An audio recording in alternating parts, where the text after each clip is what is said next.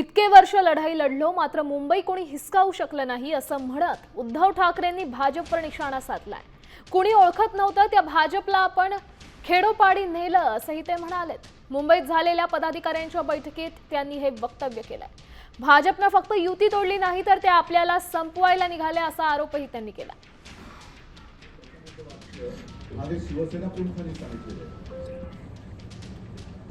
त्यावेळेला औरंगजेबाने असं लिहिलं आपल्याला संपवायला निघाले आणि हे संपवणं मी काही सहन नाही करणार। तुम्ही 31 तारखेनंतर तुमच्यापैकी कोणी येऊ ना येऊ मी एकटा लढणार म्हणजे लढणार।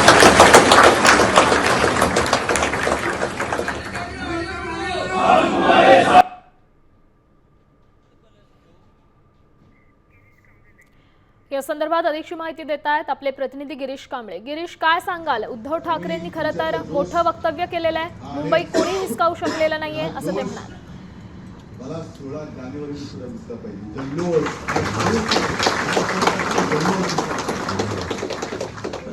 मी आता इथून जाणारे घरी आता घरीच जातो दुसरीकडे काय जातो। गिरीश, आमचा आवाज तुमच्यापर्यंत पोहोचतोय का? आपल्याला जल्लोष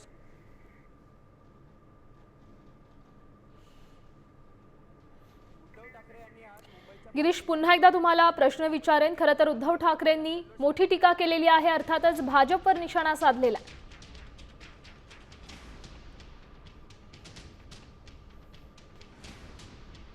मुंबईत पदाधिकाऱ्यांचा उद्धव ठाकरे यांनी आज बैठक घेतली आणि या बैठकीत आज पुन्हा एकदा त्यांनी 16 तारीखला आपल्याला जल्लोष करायचं असं वक्तव्य केलंय।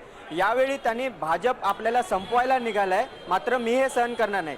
आज तुम्ही किती पदाधिकारी आहात मात्र 30 तारीखनंतर एवढेच पदाधिकारी यायला हवेत असं देखील म्हणालेत।